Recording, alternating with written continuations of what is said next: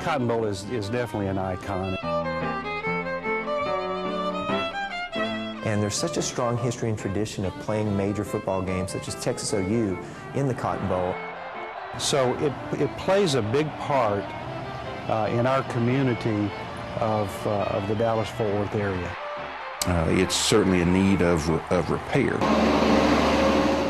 The Cotton Bowl had sort of been neglected or left on its own, and it hadn't really received the infusion of new cash and money that was necessary to bring it up to the standards of its competitive set. Clearly, it's a stadium and a concept that is in need of bringing it forward into the 21st century.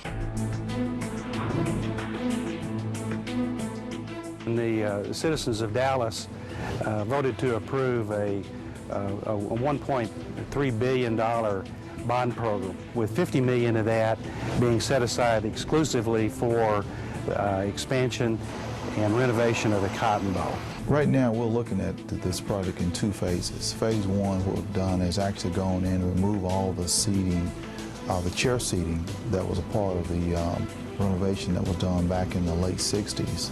They have the old blue and white seats that everybody thinks of when they think of the Cotton Bowl. Those are gone, and we now have these nice aluminum bleachers and new restored concrete. So it's kind of a freshen up this phase. We're going to actually coat the bowl a color. It's a clear coating that will preserve the original bowl, concrete bowl, as existed on the burn. We're also taking the seating out of the upper deck as part of phase one. We will replace the turf. One of the main goals is to add more seats into the Cotton Bowl, so we're going to increase the capacity of the Cotton Bowl from 76,000 seats to between 90 and 92,000 seats. Right now, to get from one side to the other, you have to go through one small end zone path, and we're actually going to more than double the path on one level, but we're adding a whole nother level. We're going to take certain parts of the stadium that don't quite meet modern code, and we're going to meet the code now. We've added more exits to the building. We've added 88 elevators. There's more handicap ramps. In the south end zone, we're looking at the locker rooms as they exist now. We're going to renovate those locker rooms. And we're also going to update all the facilities in the Cotton Bowl, provide additional toilets and concessions. And you can go get to the restroom facilities easier. You can go get a hot dog and get back in your seat a lot quicker. That's going to be an improvement. It is our goal to make the concourses kind of more of the midway fair experience. We're updating with new lighting, new paint. We wanted to make that money stretch as far as it possibly could and get the most improvement to the fan amenities in this stadium that we could possibly do with the money that we had. And it's about time that it's gotten the love and attention that it deserves. It's going to be really the crown jewel within Fair Park. The fact that Heery was doing a lot of work with other Big 12 schools, particularly at the University of Texas, we felt was a big selling point.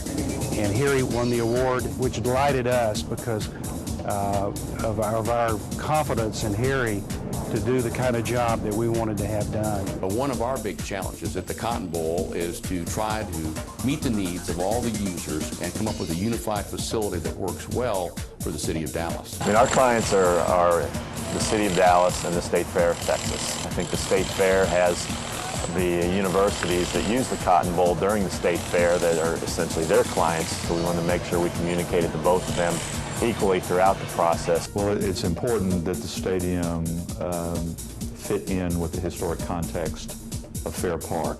The Fair Park buildings are sort of a Southwestern Art Deco style, mainly done in stucco, very unadorned, very strong colors that are indigenous to the state of Texas. We are looking to keep the scale of the structure down. We're looking at special view corridors. One example of that is the axial view that you get from the Esplanade looking at the Hall of State. We want to make sure that the Cotton Bowl expansion doesn't overwhelm or overpower the original 1936 buildings. It's very hard, even with the best intentions, to make something look really new that's actually quite old. The concrete was so brittle that much larger areas had to be replaced. So both the clients and previous contractors are adding all kinds of systems and trying to identify where conduits go or what they contain and what circuit breakers they're at is quite an extensive effort. One of the big challenges is the funding for the project. The city is bound by the bond referendum. The city's funding is available in phases, and we've got to coordinate our work to match the availability of funds from the city of Dallas. The schedule is really, really complicated. We have several football games we have to meet. We have the Texas OU game, Grambling and Prairie View, other games that may be played during the state fair. The original value of Phase 2 is about $30 million worth of work in a time frame that is from January 08 through September 08. So it's $30 million worth of work in about 9 months, which is a pretty aggressive construction schedule. It's very important to Dallas because it will allow us to keep a very important game that's played here now, the Texas OU game in the Red River rivalry. I think it's easy to assume that within a short period of time, from the time this construction is finished, those two games alone will have an economic impact of close to $30 million. There are not a lot of things in the Metroplex that have that kind of economic impact on an annual basis. Grambling Prairie View being the second one, and they're working on a third pairing of major football teams. There possibly could be other bowl games that would be attracted to the Cotton Bowl. A venue for high school football games again. More World Cup games and more international soccer events to the city. So that we can be competitive with other stadia all over the country. It's very much a boost to the local economy. I think that's going to have a positive impact.